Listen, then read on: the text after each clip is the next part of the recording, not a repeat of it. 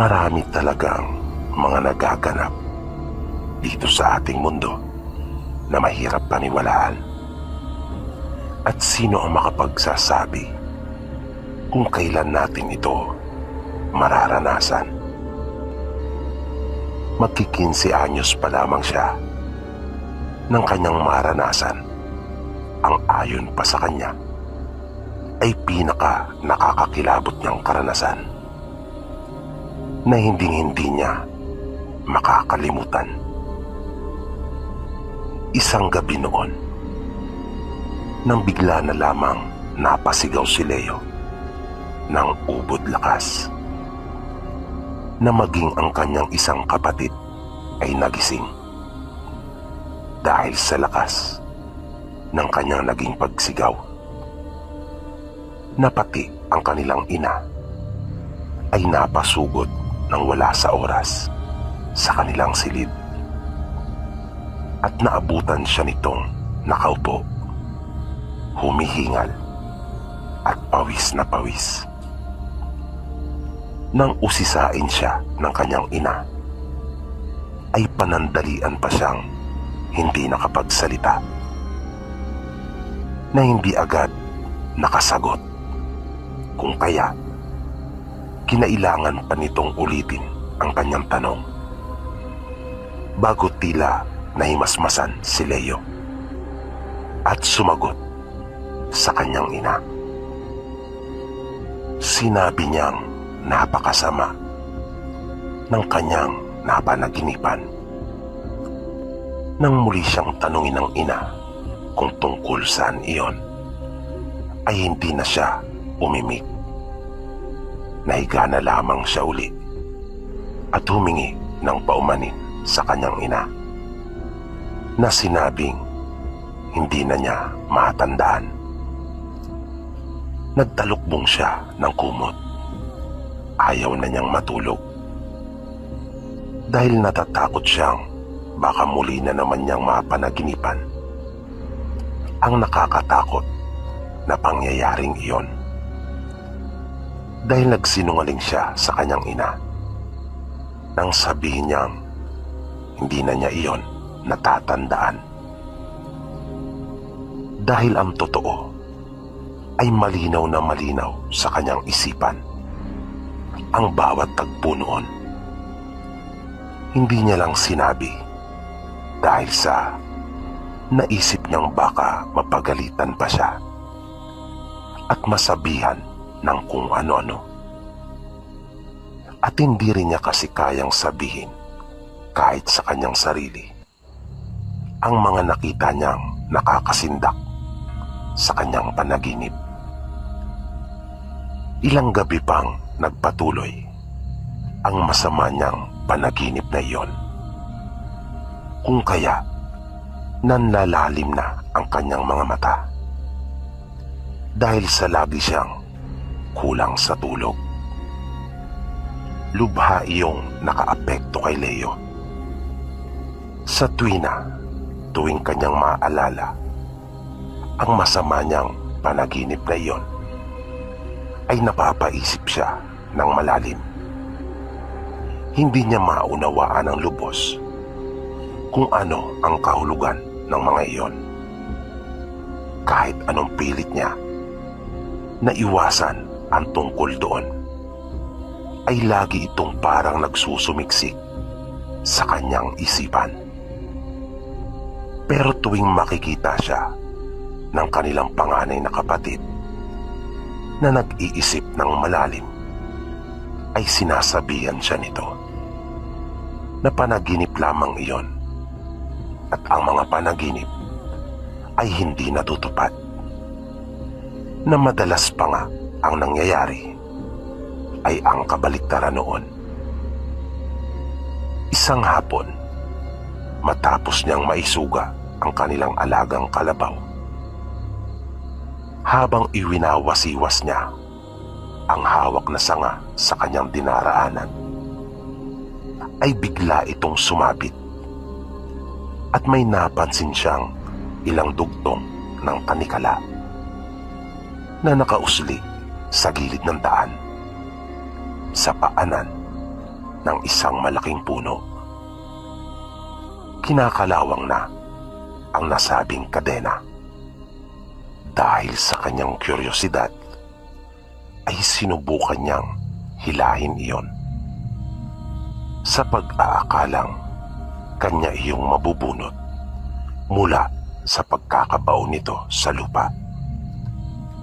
Natungkap ang ibabaw ng lupa at lumitaw pa ang ibang bahagi ng kadena. Ngunit hindi niya pa rin iyon mahugot. Napakatigas noon. At habang pinipilit at sinusubukan pa ring hugutin iyon, ay bigla niyang naalala ang tungkol sa kanyang panaginip. Bigla niyang binitawan ang kadena at mabilis na ipinunas ang kamay sa suot at nagmamadaling lumayo na sa lugar. Nakaramdam siya ng matinding takot. Biglang bumilis ang pagtibok ng kanyang puso. Abot-abot ang kaba na kanyang naramdaman. Dahil muling nagbalik ang mga nakakatakot na tagpo sa kanyang panaginip. Pagdating niya ng kanilang bahay, ay agad siyang napansin ng panganay nilang kapatid. Kung kaya tinanong siya nito kung ano ang bumabagabag sa kanya. Dumiretso siya sa kanilang kusina at nagsali ng tubig sa baso. Matapos makainom, ay naupo siya at makailang ulit na huminga ng malalim. Muling inulit ng kanyang kuya ang tanong nito. Halatang halata kasi na mayroon siyang pinoproblema. Magsisimula na sana siyang magsalita. Kanya na sanang sasabihin. Ngunit siya namang pagdating ng kanilang ina. Kung kaya mabilis niyang sinabi na mamaya na lang bago sila matulog. Nang magpapahinga na sila, ay muli siyang kinulit ng kanyang kuya Rene kung ano ba raw ang bumabagabag sa kanya. Sinilip niya muna ang bunso nilang kapatid at nang makita ni Leo na tulog na ito, ay nagsimula na siyang magkwento. Sinabi niya na nakakita siya ng kadena doon sa sikreto nilang daanan kapag nagsusuga ng kalabaw. Na napabulalas ang kanyang kuya Rene na kadena lang naman pala kung bakit naman pinatagal pa niya at bakit naman daw pinakalilihim-lihim pa ang tungkol doon. Gayong tungkol lang naman pala ito sa kapirasong bakal. Ipinaliwanag ni Leo kay Rene na hindi lang ganon kasimple iyon. Ipinagtapat niya dito na malaki ang kinalaman noon sa kanyang panaginip. Napanaginipan niya umano ang tungkol sa tanikala na iyon. Na iyon ang unang-unang larawang kanyang nakikita sa tuwing siya ay mananaginip sa gabi. Dahil sa kanyang mga ipinagtapat, ay nabuhay ang interes ni Rene. Naintriga siya sa kung ano ang kabuuan ng panaginip ni Leo. Kaya, kanyang pinilit ang kapatid na sabihin ng lahat sa kanya ang tungkol doon. Bago nagpatuloy si Leo, ay ilang beses pa niyang pinasumpa si Rene na wag niyang ipagsasabi kahit na kanino ang tungkol sa kanyang ipagtatapat na nangako naman ang huli at sinabing tanging sa kanilang dalawa lamang umano iyon. Sinabi ni Leo na ang kadenang iyon sa kanyang panaginip ay karugtong ng isang kahon. Kahon na naglalaman ng malaking kayamanan.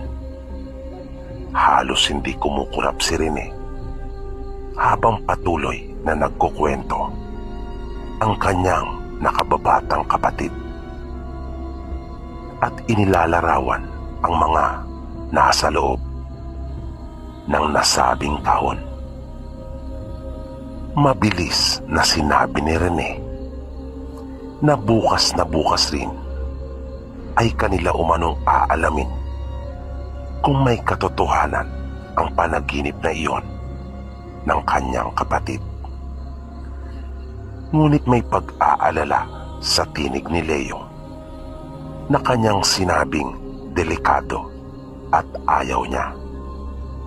Nagtaka naman si Rene at kanya itong tinanong kung bakit at kung ayaw ba raw niya na magbago ang uri ng kanilang pamumuhay. Mabilis na sumagot si Leo at sinabing gusto niya at alam naman daw iyon ni Rene.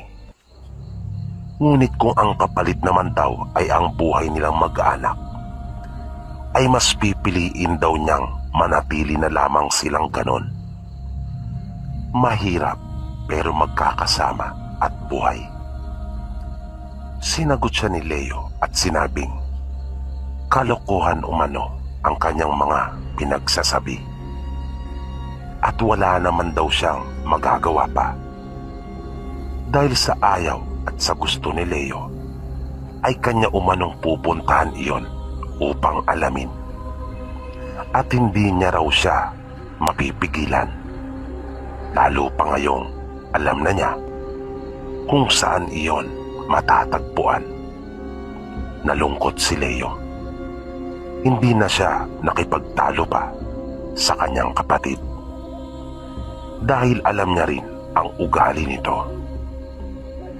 Pero napuno ng kaba ang kanyang dibdib dahil sa ang sinasabi nito kamakailan lang na lahat ng panaginip ay hindi natutupad at pawang kabaliktaran ang nangyayari, ay mukhang hindi ganon ang siyang nagaganap.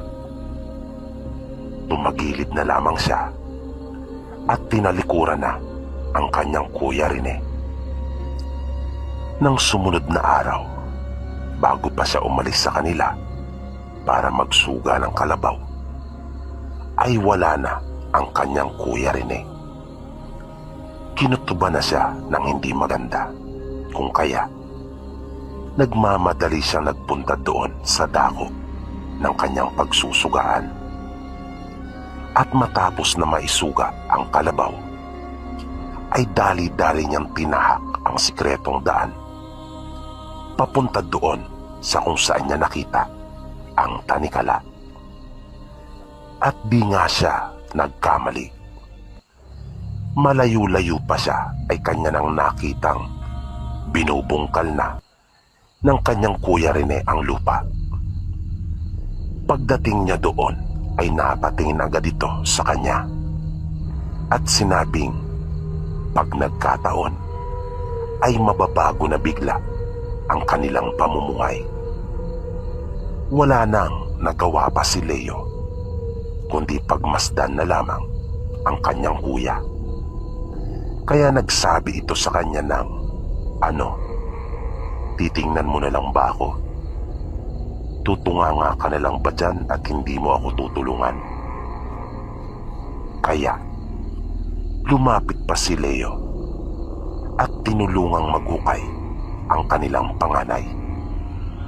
At di nagtagal ay bumungad na sa kanila ang kahon. Napatingin si Rene kay Leo na nanlaki ang mga mata nito at saka napangiti. Mabilis na tinastas ni Rene ang lupang nakapaligid pa sa kahon. At nang kanila nang iaahon iyon, ay halos hindi nila ito makaya dahil sa bigat. Hindi naman kalakihan ang nasabing kahon, pero napakabigat talaga noon. Ang haba noon ay halos mahigit lamang sa isang ruler, at mga 8 hanggang 10 pulgada naman ang lapad, at may taas na halos isang ruler din. Walang mapagsidlan ng kasiyahan at kasabikan si Rene. Nasabi pa nito na tamang-tama umano at madilim na. Gamit ang baretang dala, ay kanila nang pwersahang binuksan iyon. At lalong nanlaki ang mga mata ni Rene, at halos malaglag ang kanyang panga nang bumulaga sa kanilang magkapatid ang ilang bara ng ginto. May mga alahas at mga mamahaling bato. Napahagikik ito sa sobrang kasiyahan. Pinigilan niya ang kanyang sarili na tumawa ng malakas dahil sa baka may makarinig sa kanila. Kumuha sila ng ilang piraso ng mga iyon, kasama na ng isang bara ng ginto, at iniuwi nila sa kanila. Kanilang itinagong mabuti sa ibang lugar ang natira, at kanila ring ibinalik ang lupa sa pinaghukayan. Pagdating nilang magkapatid sa bahay, ay nagmamadaling ibinalita ni Rene sa kanyang mga magulang at kapatid ang kanilang natuklasan, at buong pagmamalaki niyang sinabi sa kanila na kanya umanong nadiskubre iyon nang masalapid ang kanyang paa ng kadenang nakausli. Hindi makapaniwala ang kanilang mga magulang at kapatid sa mga bagay na kanilang nakikita. Ngunit mas hindi makapaniwala si Leo nang kanyang marinig iyon mula sa bibig ng kanilang panganay. Panay ang pagpapasalamat ng mga ito kay Rene, at sinabi pang swerte talaga umano ito sa kanilang pamilya. Patuloy din ang pagsasabi ng kanilang ama na hindi ito nagkamali sa kanyang paniniwala na si Rene ang mag-aahon sa kanila sa kahirapan. Magkahalong yakap at halik sa pisngi ang tinanggap ni Rene mula sa mga magulang at kapatid, habang si Leo ay nanatiling nakatayo lamang at nakamasid. Nagtanong pa ang kanilang ina kung ano raw ang naging partisipasyon ni Leo. Maagap naman na sumagot si Rene at sinabing tinulungan siya nitong maiahon ang kahon nang mapadaan nito doon pagkatapos na maisuga ang kalabaw. Pagpapatuloy pa ni Rene, ay kailangan daw nila na balikan kaagad ang iba pang natira doon. Kaya mabilis na kumilos ang kanilang mga magulang at kapatid. Nagmamadali nilang binalikan ang kahon. Tinanong si Leo ng kanilang ama kung hindi na ba raw ito sasama. Sinabi ni Leo na hindi na dahil sa pagod siya. Naiwan si Leo sa kanilang tahanan habang nakikita niyang papalayo ang kanyang mag-anak, ay tila wala siya sa kanyang katinuan. Naramdaman niya ang kanyang sarili na parang lumulutang at walang pakiramdam. Lubha siyang nag-aalala dahil sa kanyang panaginip. Baliwala sa kanya kung maging bida ang kanyang kuya sa paningin ng kanyang mag-anak. Oo, at masakit iyon. Pero mas nag-aalala siya sa panganib na dulot noon kapag nagkatotoo ng lahat ang kanyang masamang panaginip. Nagtagumpay ang buo nilang mag-anak na maiuwing lahat ng kayamanan sa kahon. Walang inaksayang panahon ang mga ito upang lasapin ang marangya at masarap na buhay. Bumili agad ang kanilang mga magulang ng lupa na malapit sa kalsada at pinatayuan iyon ng magarang bahay. Dinagdagan din nila ang kanilang mga alagang hayop. Tumanggap na rin sila ng mga lupang isinasanla. Parang kailan lang ay naghihikaw sila, naisip ni Leo habang nakatayo sa main door ng kanilang bagong bahay. Pero hindi pa rin siya masaya pagkat naroon palagi ang kaba. Mabilis na lumipas ang ilan pang mga buwan. Isang araw ay nagulat siya nang pagbaba niya mula sa kanyang silid ay marinig niya ang kanyang ina na nagbubunganga. Hindi maganda sa kanyang pandinig ang mga binibitiwang pananalita nito sa kanyang kausap. Nang makababa na siya mula sa hagdan, ay nakita niya ang isang matandang babae na umiiyak at nakikiusap sa kanyang ina na kung maaari ay bigyan pa siya ng kaunti pang panahon. Dagdag na palugit lang ang paulit-ulit na naririnig ni Leo na ipinagmamakaawa ng matandang babae upang wag marimata ang kanyang lupa. Ngunit sa halip na maawa ay puro masasakit pa na salita ang lumabas sa bibig ng kanyang ina. Naisip pa ni Leo na para bang hindi sila dumaan sa ganong sitwasyon.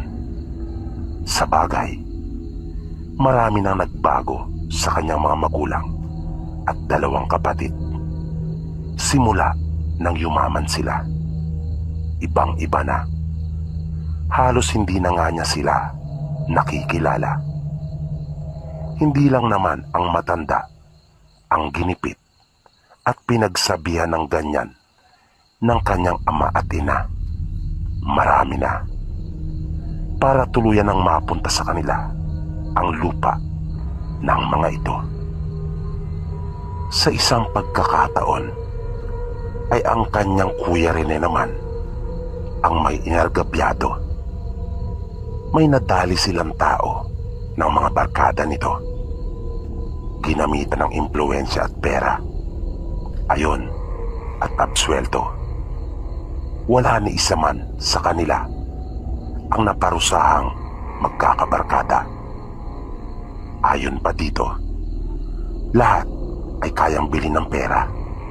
Ultimo, buhay ng tao. At maging ang bunso niyang kapatid ay walang ipinagkaiba sa kanila. Sa murang edad nito ay nakabuntis na dahil sa sikat, mapera at maimpluwensya. At ano ang ginawa sa babae? Hindi pinanagutan at itinangging kanya ang ipinagdadalang tao nito. Ang resulta, nagpakamatay ang babae dahil sa kahiyan. 2 buhay ang pinatay ng bunso nilang kapatid. Hindi man direkta, ngunit siya ang dahilan ng pagpapakamatay ng babae at nadamay pa ang sanggol. At unti-unti na ngang natutupad ang masamang panaginip ni Leo.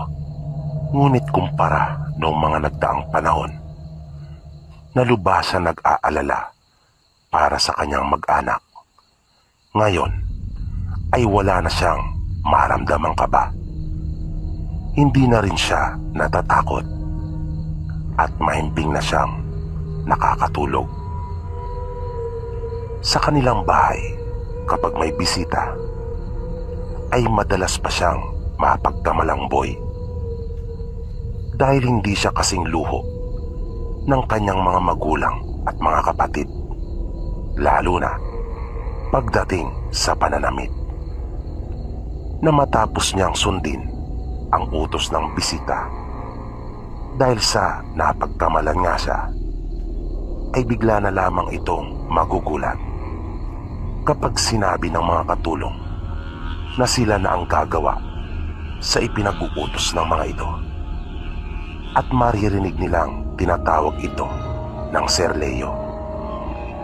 Kung minsan naman ay direkta nilang nalalaman mula sa mga katulong na si Leo ay hindi katulong kundi isa sa mga anak ng may-ari ng bahay, at ang kasunod, sunod-sunod na paghingi ng tawad sa kanya na kanya namang binabaliwala lang dahil hindi niya itinuturing ang kanyang sarili na kabahagi pa ng kanilang pamilya.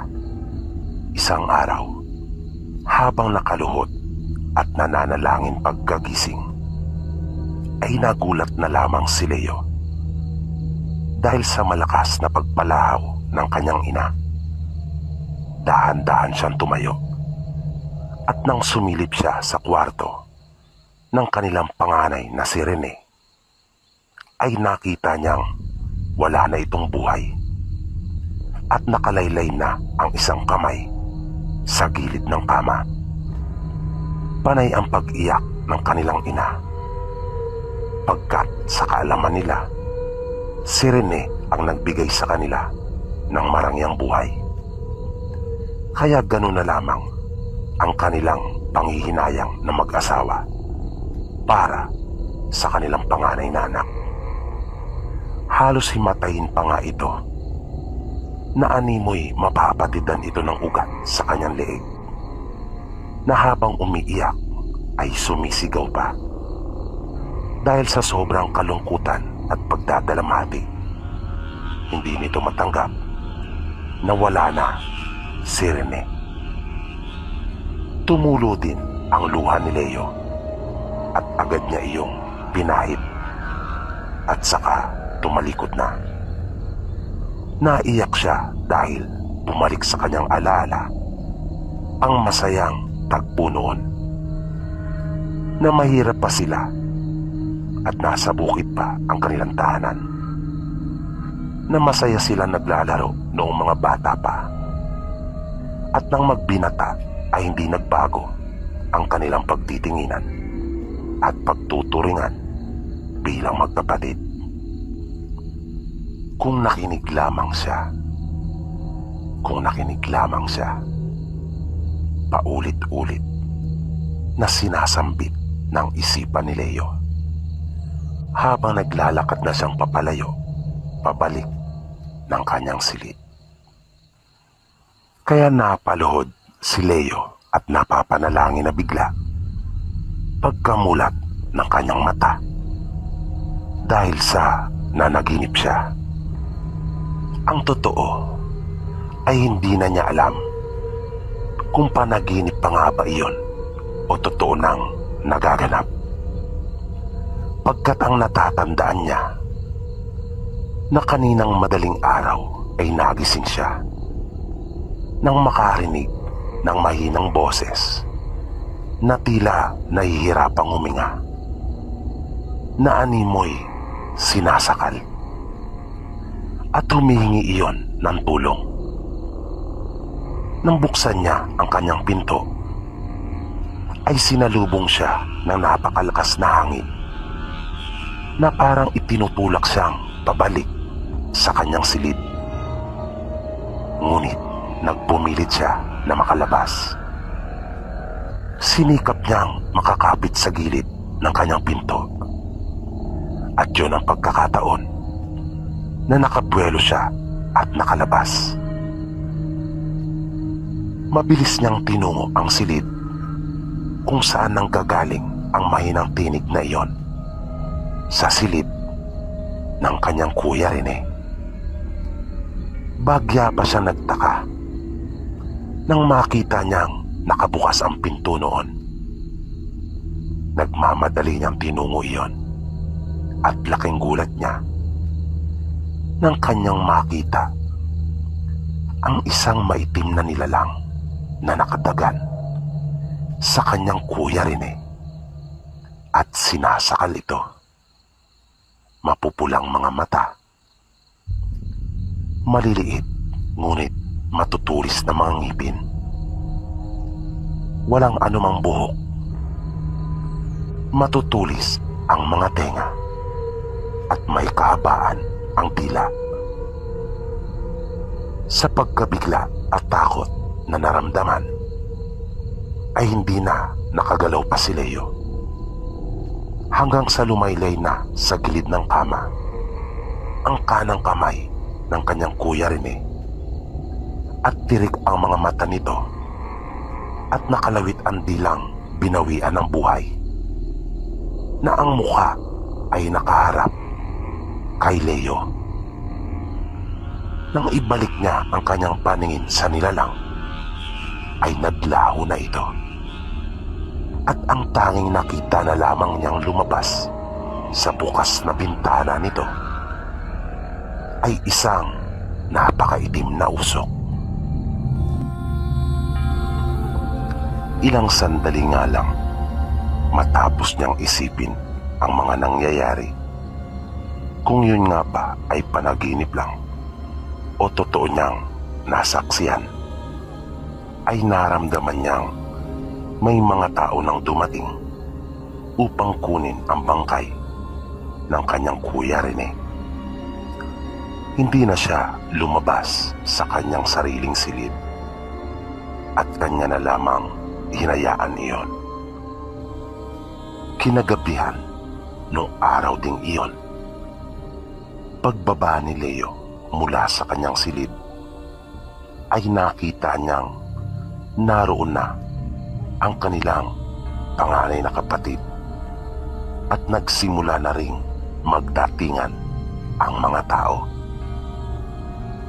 Dumiretso siya sa may kusina at nakita rin niyang may ilang mga tao na naroon.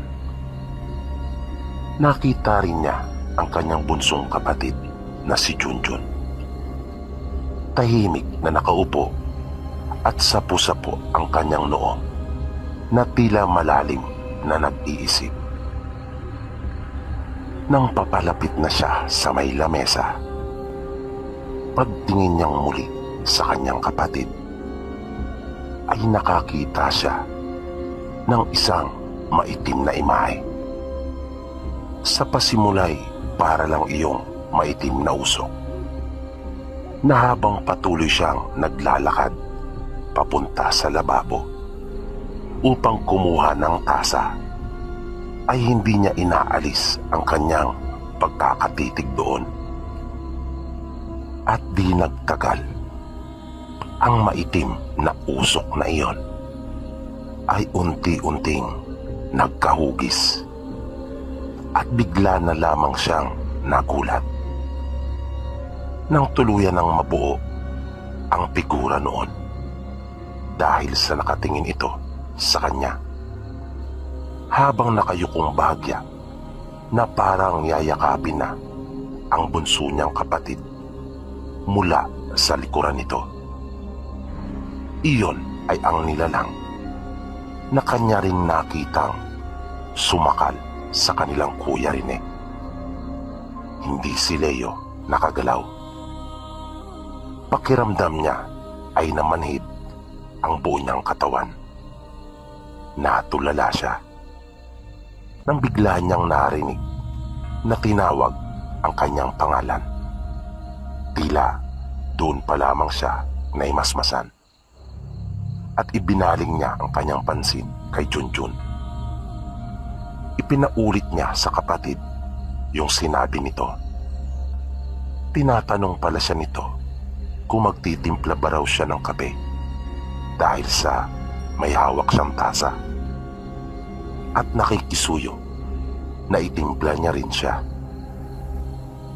Tumangulang si Leo at nang ibalik niya ang kanyang pansin sa nilalang ay wala na ito. Iginala pa niya ang kanyang paningin pero hindi na niya ito makita. Nang pangatlong gabi ng lamay, mag-aalas 9 pa lang, ay narinig na nilang nagkakahulan ang mga aso. Nagtaka sila kung ano ang dahilan kung bakit nagkakaingay ang mga iyon. Hindi kasi pangkaraniwan ang naging reaksyon na iyon ng mga aso. Nakaramdam agad si Leo ng kakaiba. Kinutuban na siya. Nang maghahating gabi na, isa sa mga matanda na nakikipaglamay roon ay napansin niyang tahimik lamang at parang lubha itong nag-aalala. Pasimple niya itong nilapitan at tinanong. Di naman ito nag-atubili na magsabi sa kanya. Nanlaki ang mga mata ni Leo nang marinig ang sinabi ng matanda. Kaya kahit may takot sa dibdib, ay mabilis niyang tinungo ang likuran ng kanilang bahay. At napatunayan nga niyang totoo ang ipinagtapat ng matanda sa kanya. Nakita niya roon ang tatlong nilalang na nangingintab sa kung anong likido na kanilang ipinahid sa mga katawan. Nakakatakot ang kanilang mga itsura na animoy mga gutom na humihingal at tila nag-iisip na naghahanda kung paano makakapasok sa loob ng kanilang pamamahay. Napag-alaman ni Leo mula sa matanda na balbal ang tawag sa mga uri ng aswang na iyon. Klase ito ng aswang na kumakain ng karne ng mga taong namatay. Nakita niyang matindi na naglalaway ang mga aswang. Nung pagkakataon na iyon, gustuin man niyang paniwalain ang sarili na hindi totoo ang kanyang mga nakikita. Ay ano pa nga ba ang mga bagay na hindi niya dapat paniwalaan? Na noon ay sinasabing hindi totoo, pero napatunayan niyang totoo ang mga ito sa pangyayari. Tulad ng kanyang mga panaginip. Nasabi mismo ng namayapan niyang kuya ay hindi totoo at kabaliktaran pa nga ang nangyayari. Ngunit isa-isa nang natutupad ang lahat ng nasa kanyang panaginip. Ang kayamanang sinasabi ng marami na pawang imahinasyon lamang at haka-haka. Pero nakuha ng kanilang mag-anak na nagbabago sa kanilang pamumuhay at pag-uugali ng kanyang mga mahal sa buhay. At ngayon, ang pagkamatay ng kanyang kuya na nakita na rin niya sa kanyang panaginip na ang alam ng lahat ay namatay sa bangungot. Pero nakita niya ang isang maitim na nilalang na sa palagay niya ay ito ang siyang may kagagawan ng pagpanaw ni Rene. Pumasok siyang muli ng bahay. Dumiretso siya sa kusina at dumakot ng asin sa lalagyan. Binudburan niya ng asin ang pintuan, tulad ng payo ng matanda. Pumunta rin siya sa gilid ng ataol ng kanyang Kuya Rene at pasimple rin siyang nagbudbud ng asin doon, lalo na sa likurang bahagi, sapagkat pinaniniwalaan na doon madalas pumupwesto ang mga balbal matapos na gumamit ng kanilang kakayahang pambulag. Matapos niyang malagyan ang palibot ng ataol at daanan mula doon hanggang sa kusina at likurang pinto, ay muli siyang sumilip sa labas. Nakita niyang naroon pa rin ang tatlo at nakatitig na lahat sa kanya ng matalim. Galit ang mga ito na humihingal ng mabilis at halatang nanggigigil. Isinara na lang niya ang pinto at bumalik na siya sa lamay. Hinanap niya ang matanda, ngunit wala na ito sa kanyang kinauupuan. Lumabas siya at nagpunta sa may harapan. Naisip niyang baka naroon lang ito at lumipat. Nais niyang magpasalamat, ngunit hindi na niya ito nakita pa. Bago tuluyang nailibing si Rene, ay nagparamdam minsan pa ang mga aswang na balbal noong huling lamay. Ngunit inulit lamang ni Leo ang kanyang ginawa noong unang gabi na makita niya ang mga ito. Makaraan ang ilang araw, matapos na mailibing ang kanilang Kuya Rene, ay ginimbal uli sila ng isa pang pangyayari. Isang umaga iyon na nagising si Leo na nagkakagulo ang kanilang dalawang kasambahay. Paglabas niya ng kanyang kwarto, ay nalaman niyang may sakit ang kanyang ina at nagsusuka ito. Kinilabutan si Leo dahil sa napanaginipan niya na naman ang masamang panaginip niyang iyon. At nakita niya yung tungkol sa pagkakasakit ng kanyang ina at yung nagpapaulit-ulit sa kanyang panaginip ay yung mga bagay na magaganap pa lamang at hindi na iyon nagsisimula pa sa umpisa, tulad ng tungkol sa baul. Sumilip siya sa silid ng kanyang ina at halata nga sa itsura nito na may maluba itong karamdaman. Nakita niyang suka ito ng suka. Maya-maya pa ay dumating ang kanyang ama at kapatid at pinagtulungan na nilang alalayan ito at dinala sa ospital. Lumipas ang ilang mga araw. Sa kabila na sinasabi na ng doktor na wala silang makitang anumang problema at iminungkahi na sa bahay na lang ituloy ang pagpapagaling at inumin na lamang ang mga iniresetang gamot, ay pilit pa rin nagpa-confine ang kanyang ina. Parang takot na takot ito na umuwi sa kanilang bahay. Isang hapon, habang nasa hardin si Leo at nagdidilig ng mga halaman, ay nagulat siya nang kanyang makita ang matanda na nakasilip doon sa kanilang bakod at nakamasid ito sa kanya.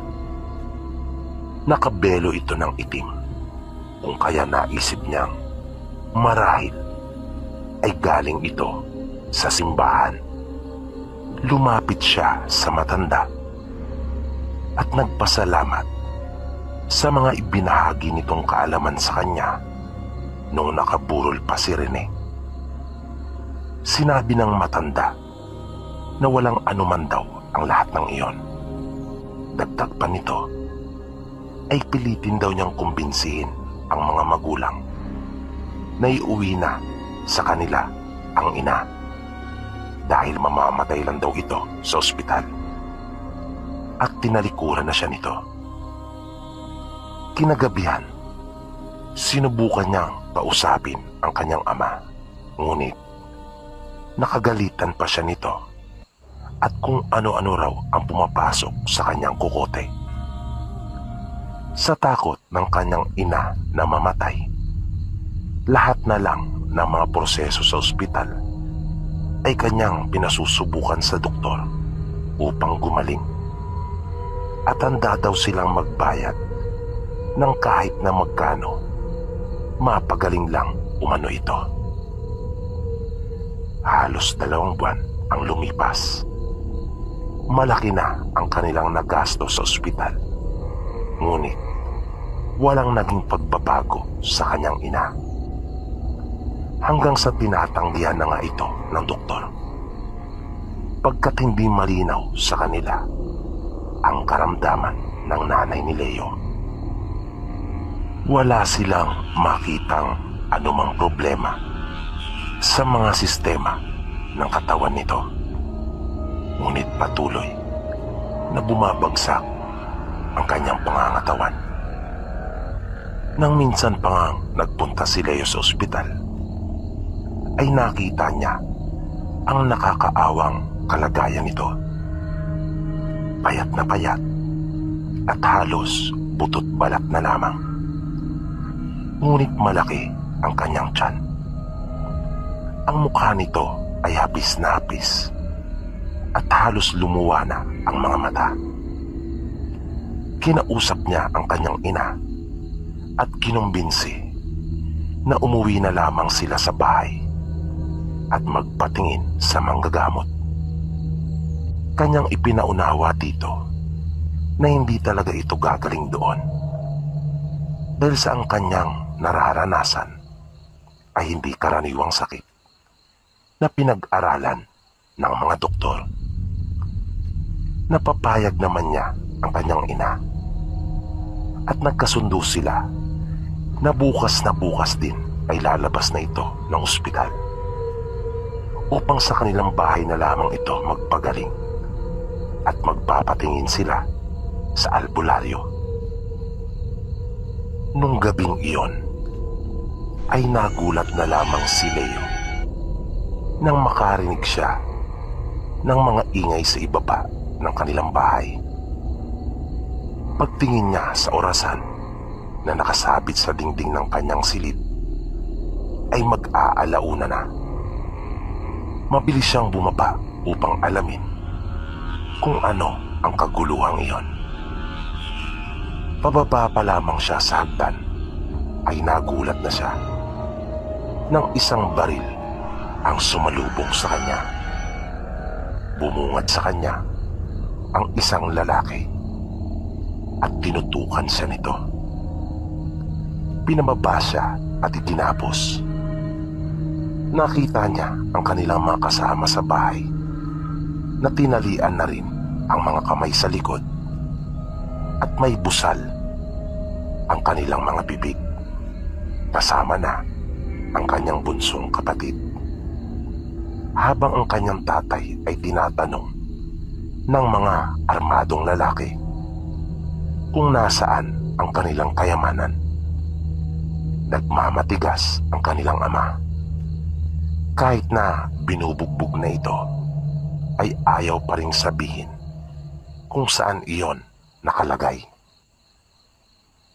Nakita niyang tinutukan na ng baril ang kapatid niyang si Junjun at binalaan ang kanilang ama na babalin umano ito ng lalaki kapag hindi pa niya itinuro kung nasaan iyon.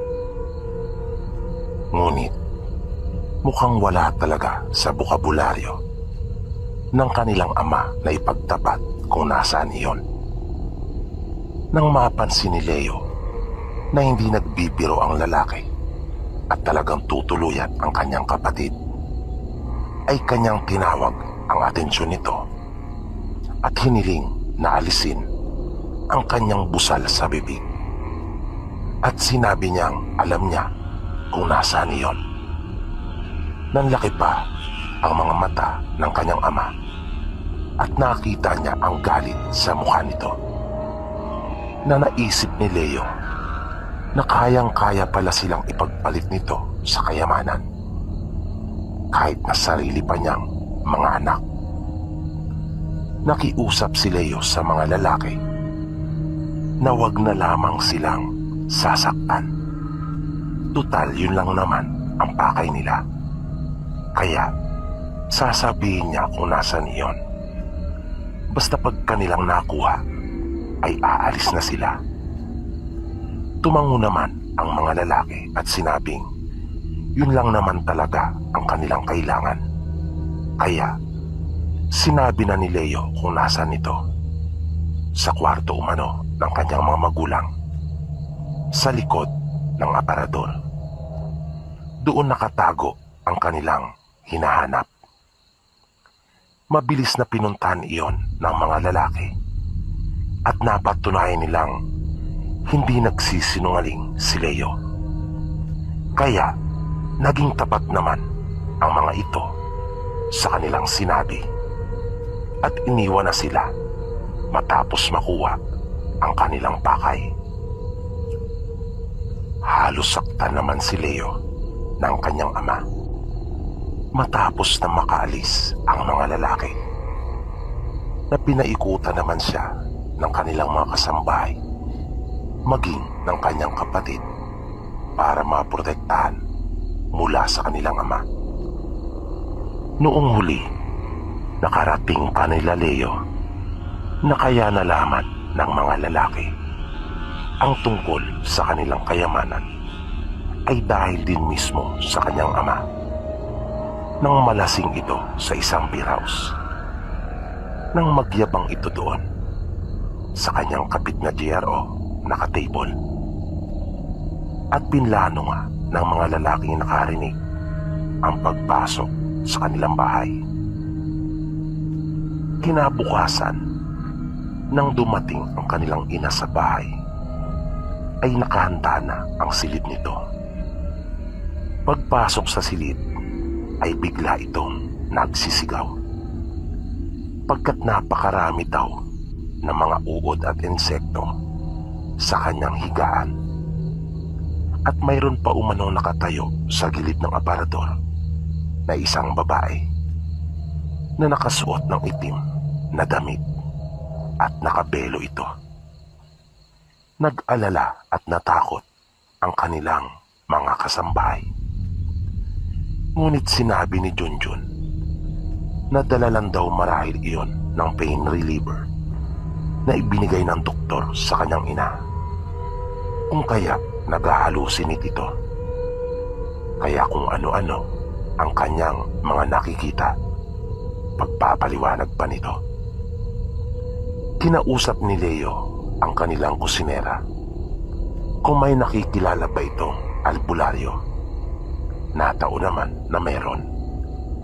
Sinabi pa niya kay Leo na kanya na raw umano nakita iyon, dahil niyaya niya umano itong makipaglamay noong 3 araw ng burol ni Rene. At kapatid niya daw ito. Kinutuban si Leo nang kanya iyong ipalarawan sa kanilang kusinerang si Manang Telma, ay hindi nga siya nagkamali. Iyon ang matandang nagturo sa kanya nang bumisita ang mga aswang na balbal at nagpayo sa kanya na ilabas na ang kanilang ina sa ospital. Nagkasundo sila ni Manang Telma na kanyang papupuntahin ang kapatid sa kinabukasan. Nung maghahating gabi na, ay nagising na lamang si Leo nang kanyang marinig ang malalakas na pagsigaw ng kanyang ina. Naririnig niyang paulit-ulit na isinisigaw nito ang katagang wag. At nang pumunta siya sa silid nito, ay nakita niyang naroon na sila Manang Telma at inaalalayan ang kanilang ina. Kita niya ang matinding takot sa ina. Sinasabi din ito sa kanila na siya ay kanilang tulungan dahil sa kukunin na raw siya. At habang lumalalim ang gabi, ay patuloy na nabalot ng kababalagan ang kanilang bahay. Unti-unting lumilitaw sa balat ng kanyang ina ang mga sugat. At may pagkakataon pa na kanilang nakikitang may lumalabas doon na mga uod. Hanggang sa sumapit ang ating gabi, halos mapuno na ng sugat ang buong katawan ng nanay ni Leo. Nagtatayuan na ang kanilang mga balahibo sa katawan.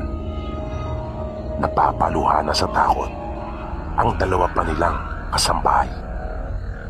Nakiusap si Leo kay Manang Telma na kung maaari ba raw ay sunduin na niya ngayon ang kapatid na manggagamot.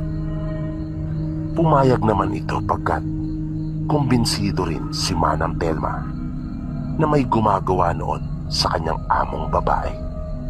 Nakakakilabot ang mga sumunod na pangyayari.